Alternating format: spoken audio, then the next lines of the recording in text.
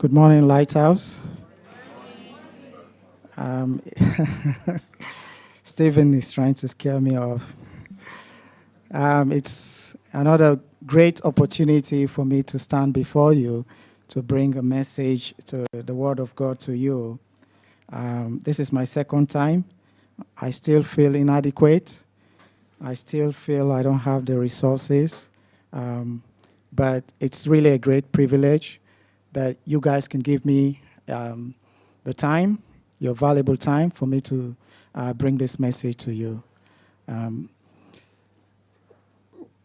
Just what Amy just did was one of the things I've been thinking about as the first part of my introduction, which is when we come together, one person has a hymn or a group of, we have the choir here, Stephen, Penina, and others, Chris, they're involved in,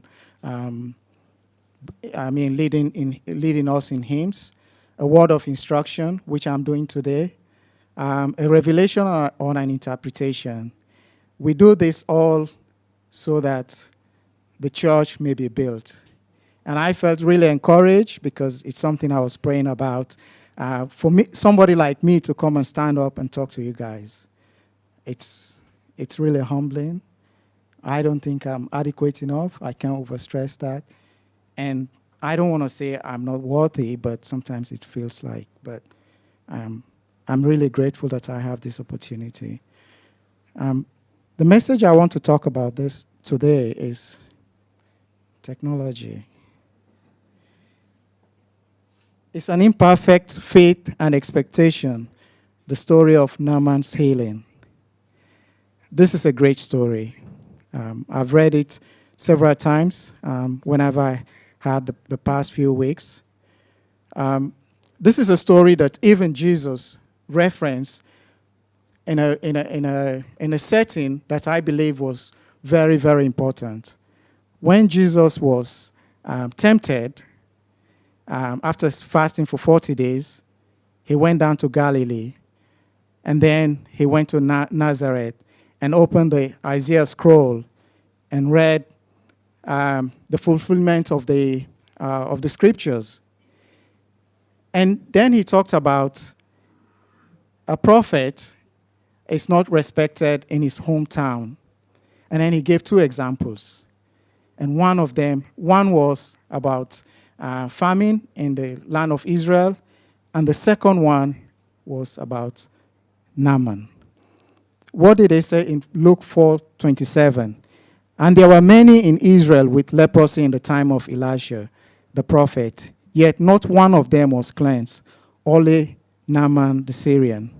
I didn't realize this. I didn't connect the two. I was reading Naaman over and over, and then as I was reading, I came across this verse, and I was thinking, wow, it blew my mind. This was a very important event for Christ, saying that the scripture is to be fulfilled. And then he mentioned a wonderful story. Why was Naaman cleansed of leprosy? I hope we may have an answer today. Probably not, but definitely we know how he got healed. It's a story of desperation, imperfect faith, and expectations for healing. Expectation is a strong belief about the future or something is going to happen. It's a little bit different from hope. Sometimes we mix the two, our expectations and our hope. And what I find in the definition of hope is a feeling of optimism or a desire that something will happen. So there is a difference, a strong belief about the future, something will happen. Naaman had an imperfect faith. He was not, we know from as we read later, we know from the story he was not a believer. He had other things that he was believing, but he had some strong expectations, and those expectations were not met. And I don't want to spoil the story for now. So, but life is full of expectations, and I believe as Christians we are no exception. We all carry a whole list of expectations with us: our family, spouses, co-workers, church workers, church members. The list goes on. Our expectations are influenced by our experiences, environment, desires, social and emotional needs. And all those come into play with our faith as well. Our expectations can be low, reasonable, ungodly, bad, unspoken, unmet.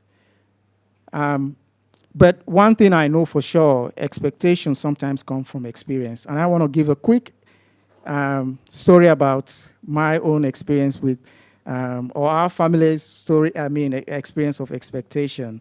Some of you may laugh, or some of you already know the story.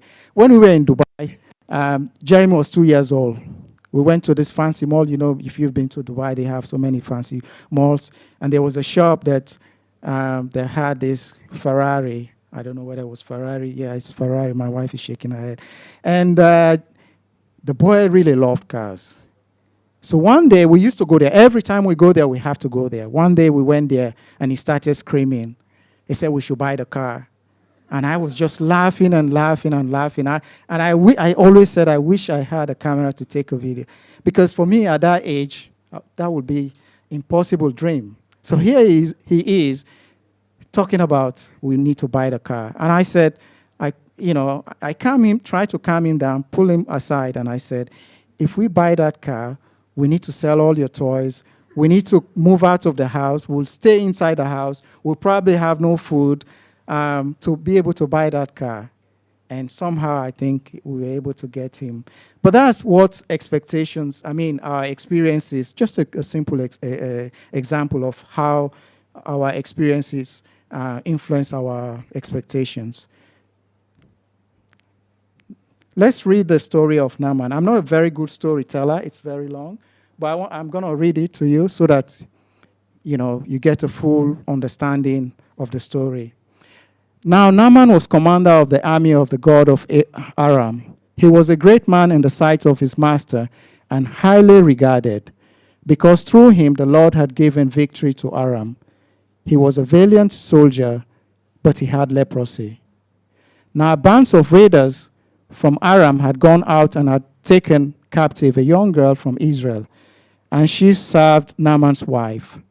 She said to her mistress, if only my master would see the prophet who is in Samaria, he would cure him of his leprosy. Naaman went to his master and told him what the girl from Israel had said. By all means go, the king of Aram replied. I will send a letter to the king of Israel. So Naaman left, taking with him 10 talents of silver, 6,000 shekels of gold, and 10 sets of clothing. The letter that he took to the king of Israel read, with this letter I am sending my servant Naaman to you, so that you may cure him of his leprosy. As soon as the king of Israel read the letter, he tore his robes and said, am I God? Can I kill and bring back to life? Why does this fellow send someone to me to be cured of his leprosy? See how he is trying to pick a quarrel with me. When Elisha, the man of God, heard the king of Israel had torn his robes, he sent him this message. Why have you torn your robes? Have the man come to me, and he will know that there is a prophet in Israel. So Naaman went with his horses and chariots and stopped at the door of Elisha's house. Elijah sent a messenger to say to him, go wash yourself 7 times in the Jordan, and your flesh will be restored, and you will be cleansed. But Naaman went away angry and said, I thought he would surely come out to me and stand and call on the name of the Lord his God, wave his hand over the spot, and cure me of my leprosy. Are not Abana and Pharpar, the rivers of Damascus, better than all the waters of Israel? Couldn't I wash in them and be cleansed? So he turned and went off in a rage. Naaman's servants went to him and said, my father, if the prophet had told you to do some great thing, would you not have done it? How much more then, when he tells you, wash and be clean? So he went down and dipped himself in the Jordan 7 times, as the man of God had told him, and his flesh was restored and became clean like that of a young boy. This is a powerful story. And as we the verse 15, which I have not included, says here, Naaman and his servants went back to the man of God, and then he told him, "Now I know that there is no God in all the world except in Israel. So accept a gift from your servant."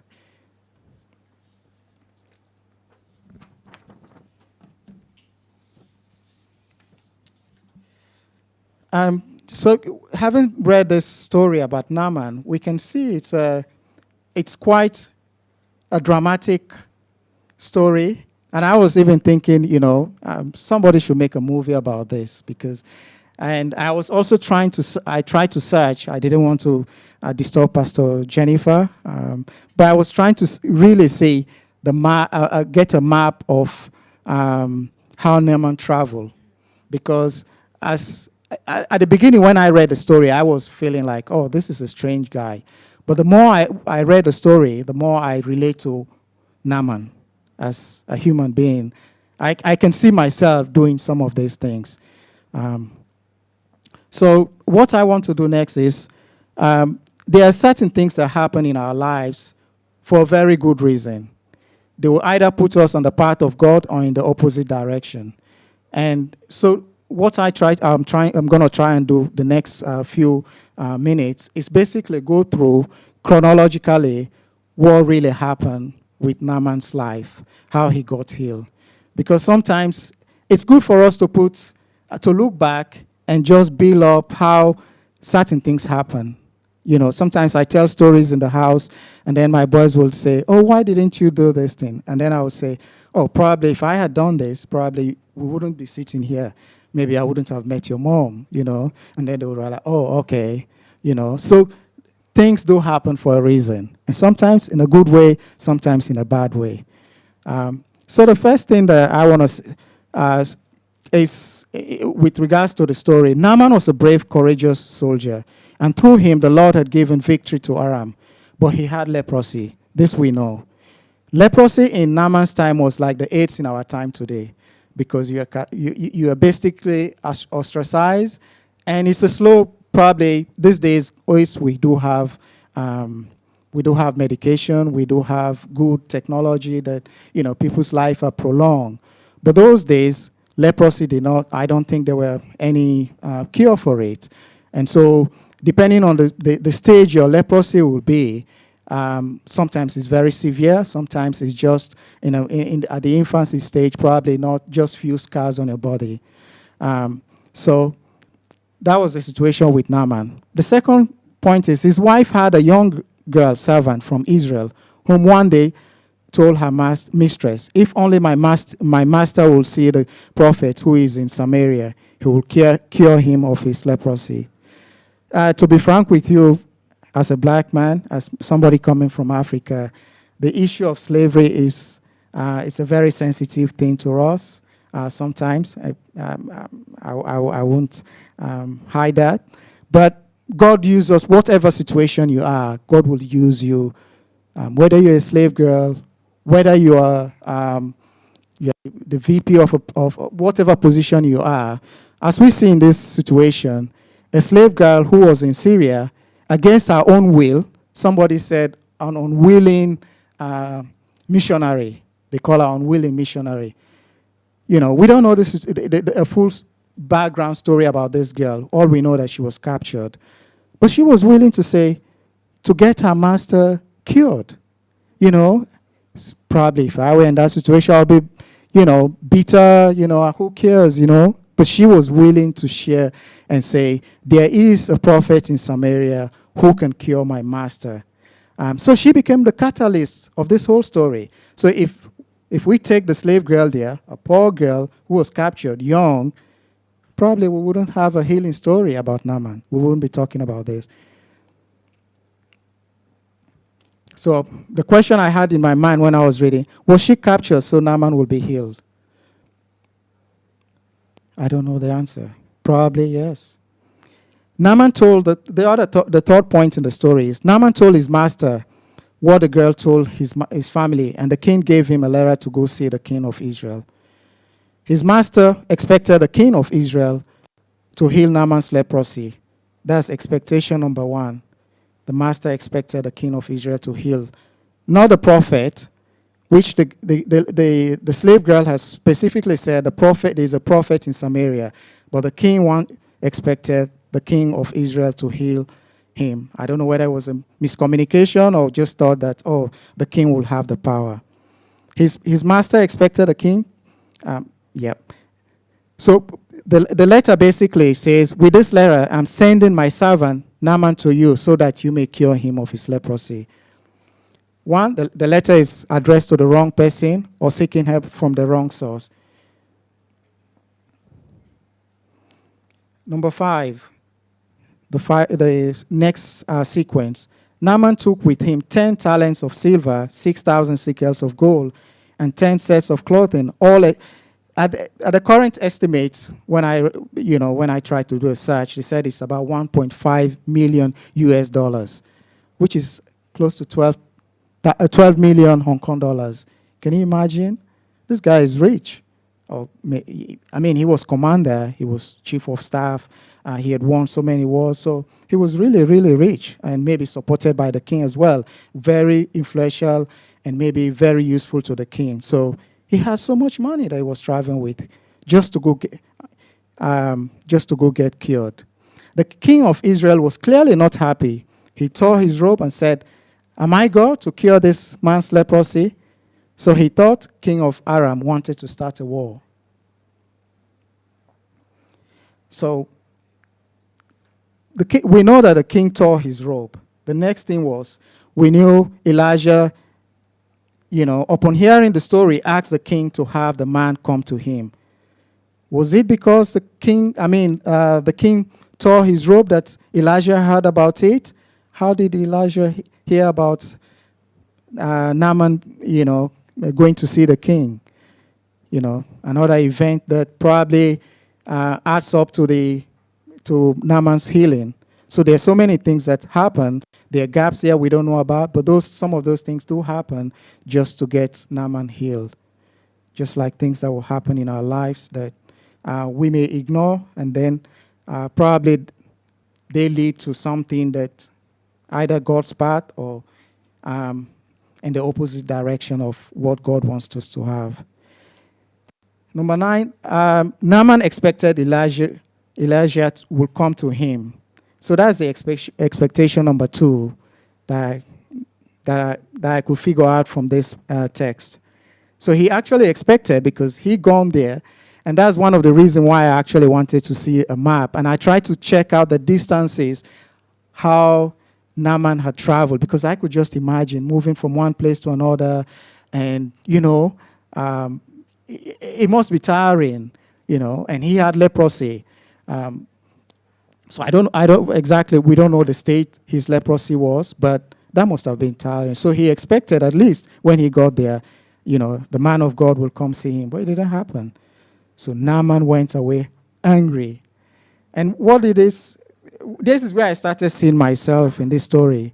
How many of you have been to government offices? Maybe Hong Kong office is very efficient, or some airlines, go to Sierra Leone. They'll send you from one counter to the next and to the next, and then you come back to where you started. And, would you be smiling? That's the way I see it. Or sometimes you make a phone call with I don't want to call the bank name, with some bank, and then, they keep, transferring your calls over and over, from one person to the next customer service. That's the way I see Naaman, that, why, in my mind, I was trying to justify why he was angry, but it's not necessarily right, but that's where I see myself, that, I can relate with Naaman. And then the last, number 11, his servants calmed and persuaded him to follow the instruction of Elijah. Thank God for people in our lives who never gave up. And when we had given up on ourselves, people who would come when, as I was saying, there are certain times I go to certain places, I will be so impatient. My wife will have to tell me, we have to wait, Otherwise, I will just leave as soon as possible. So thank God for my wife sometimes, who helps me, just like Naaman's servants, who persuaded him to stay. Naaman obeyed, and he was cleansed or healed. So that's the story about Naaman. I thought I should go through quickly to summarize it so we fully understand the story. There are a few things. The next section of my talk is basically what can we learn from the lessons that we can learn from Naaman's story. There are 5 things I've come up with.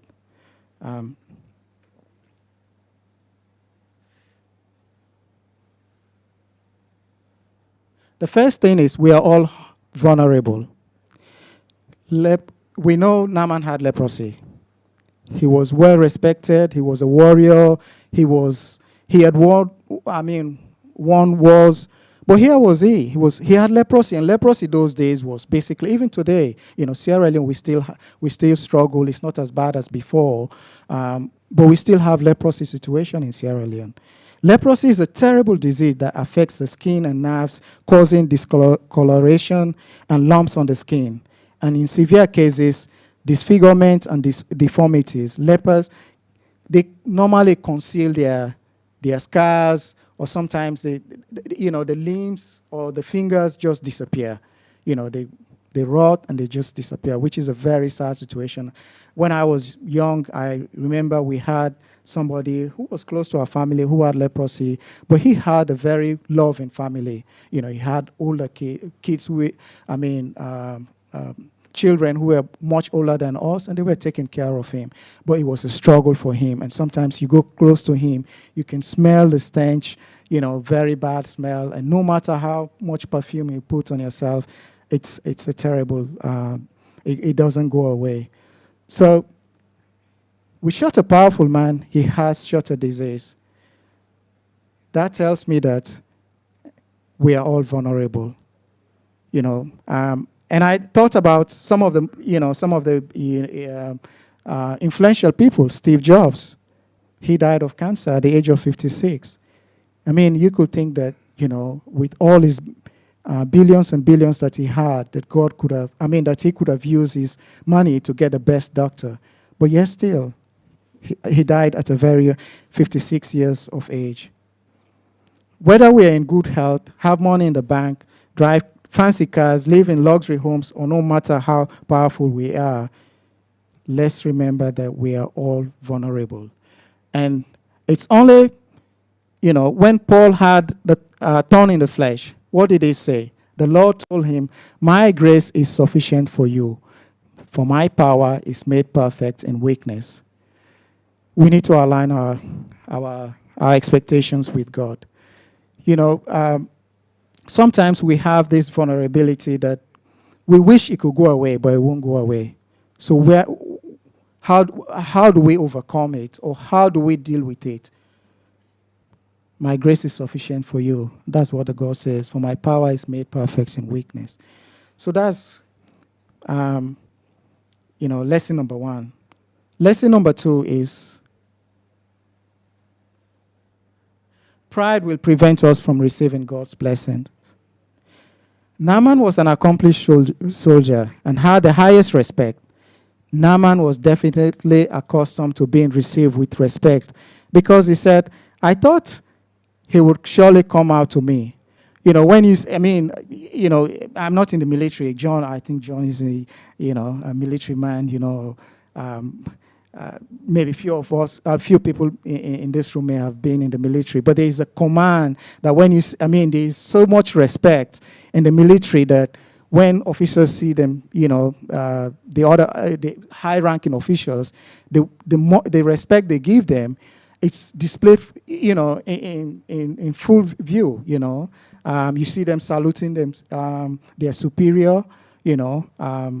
They don't just shake before they shake hands. So that's a big sign of respect. So he came here, and he expected Elisha to come and see him, to come down and see him. Instead, he sent a messenger. So, but what did Elisha tell Naaman. He said, go wash yourself 7 times in the Jordan, and your flesh will be restored, and you will be cleansed. So we already know that Naaman walked away angrily. But what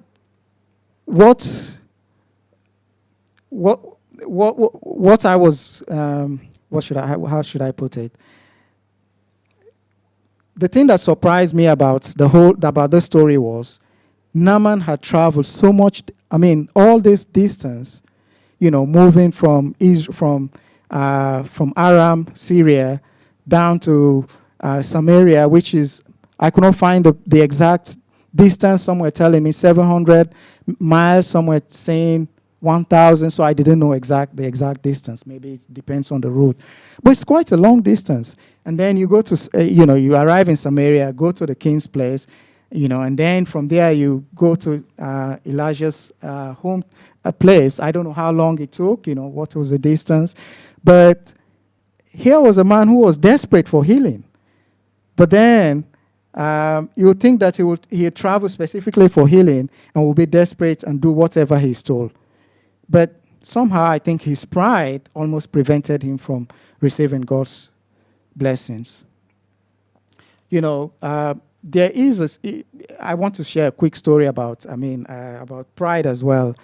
When I was in India, before my wife joined me, I was staying in the apartments provided by the company. One day, we used to talk with the cooks, and they were young guys. We were downstairs, and we always talk with them in the evenings. So one day they left, and then one of the president of the estate, the homeowners association, came up to us and said, why are you guys talking to these kids? These are just kids. You're above them. You are educated people. You are here because they are building Hyderabad International Airport. And so we are seeing these foreigners, and he said, we should not be associating with them. They should just be cooking for us, cleaning our rooms. And, that was a big surprise to myself. I had 2 other Filipino guys, we were colleagues with us, and we gave him a lesson, and we told them, hey, I specifically said, I'm a Christian. I'm learning so much from these kids, and there's nothing wrong. Why should I look down upon them just because I have some education? Probably if they had the opportunity that I had, probably they would be the president of India, So, he never brought that issue again. But that just shows the pride of people that, you look down on other people and feel like you're better off than others. So what does pride do? Pride goes before destruction, an arrogant spirit before a fall. For by the grace given me, Romans 12:3, for by the grace given me, I say to every one of you, do not think of yourself more highly than you ought, but rather think of yourself with sober judgment in accordance with the faith God has distributed to each of you.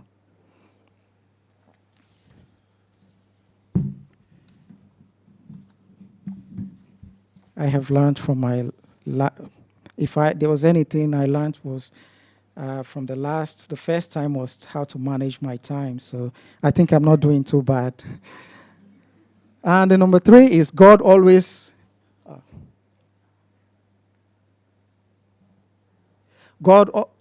ways are not always according to our expectations. The Naaman's formula, which I said the Naaman formula, I was thinking to myself, I said, this guy, with his formula, he could win the mathematics Nobel Peace Prize, because he had specifically how he should be treated. He says, I thought he would surely come out to me and stand and call me on the name of call on the name of the Lord, his God, wave his hand over the spot and cure me of my leprosy. And he even said, because Elijah told him that, he should go to this River Jordan, to go wash. He says, no, why not these other rivers in my place? They are more better. They are much cleaner.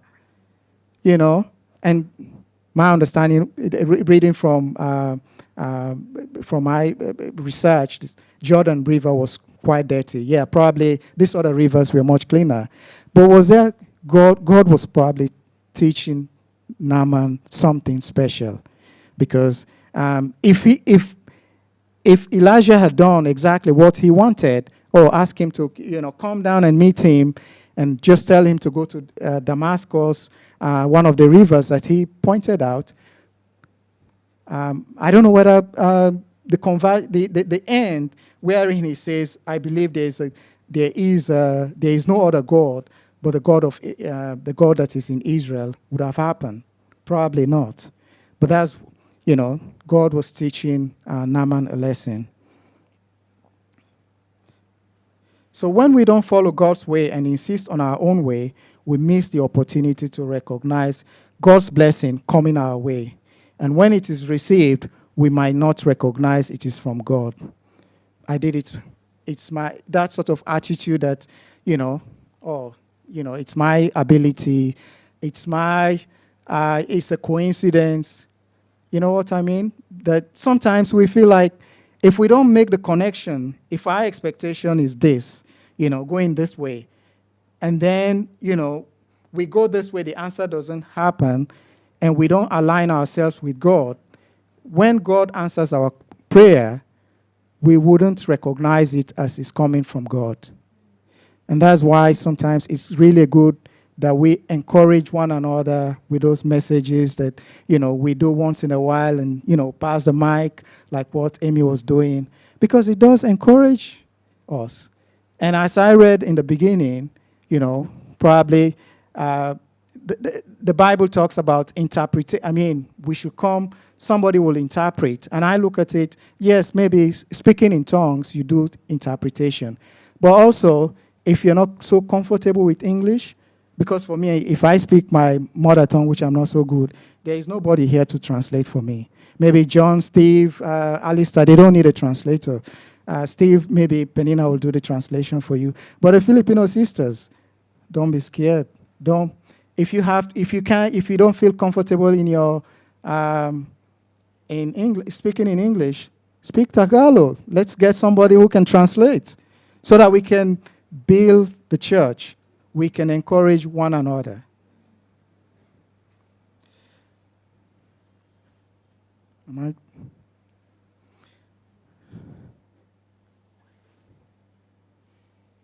Oh, okay. The next one is humility. Naaman's response to his servant shows he was willing to humble himself because he listened to his servants. Naaman's servants went to him and said, "My father, if the prophet had told you to do some great thing, would you not have done it? How much more then when he tells you, wash and be cleansed?" Sometimes we like to do the big stuff. The small stuffs we give it to insignificant people to do it for ourselves. And John likes to, he's in the usher, he likes to fight to clean the toilet. So you just imagine, he likes to do the important stuffs, John. And sometimes I find it, when it was shared that he wanted to join the ushering team, I was really pleased because he shows his humility. He's eager. Last week we came and I was told he's already cleaning the toilet. I said, okay, I'm going to get money from him, Well, he was already doing something in the toilet, So humility may be the answer to our problems or the challenges we face in life. God used Naaman's servants to heal him from his disease, because without their persuasion, Naaman would not have obeyed Elijah's instruction. He's a general and wants to do VVIP stuffs, not insignificant tasks meant for the low-class people. The servants reminded him that little things matter, and in this situation, that will heal Naaman.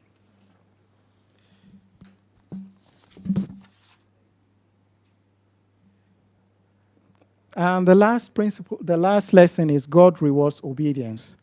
Obviously, we know.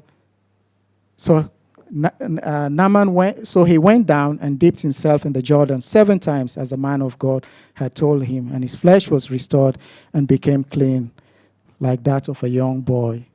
Isn't that beautiful? Looking at the way he had gone, it's it's when you look at it, it's like a plot in a movie, twists and turns. The dipping, just like in baptism, is a symbol of obedience. Naaman would not have been healed if he did not obey the instruction of Elijah. Deuteronomy 28:1 says, if you fully obey the Lord your God and carefully follow all his commands I give you today, the Lord your God will set you high above all the nations of the earth. Brothers and sisters, we need to obey God. We need to obey. We do have our expectations. Let's balance some of our expectations and sometimes reevaluate our expectations and our hopes, our dreams. Is it aligned with what God wants us to do? My expectation was I wouldn't be standing here the second time. I don't know what Pastor Jennifer, I told her I was busy, but she asked me, and I struggled saying, initially I said, maybe we can talk, let's see, maybe the deal was we see until close to the time, end of August. But then we never talked about it again, so I just went ahead and got myself prepared. But I don't know what, through this what plan God has for me, but my expectations were different. I love sitting in the corner there beside my wife. It's nobody. I don't like to be seen sometimes. Just in closing, brothers and sisters, we are all vulnerable and only protected and saved by the grace of God. God works with imperfect faith. We do not have to be perfect to seek help from God. However, let us be reminded that our ways may not be God's ways. God may work in unconventional and sometimes funny ways. Listen to those that we may consider insignificant, for that may just be our path to victory, to receiving God's glory, and to declaring that we know that there is no God in all the earth except the God we serve. I'm sure what I have said is nothing new to you all, but I pray and hope this message encourages all of us somehow, some way, to obey the Almighty. Thank you, and God bless you.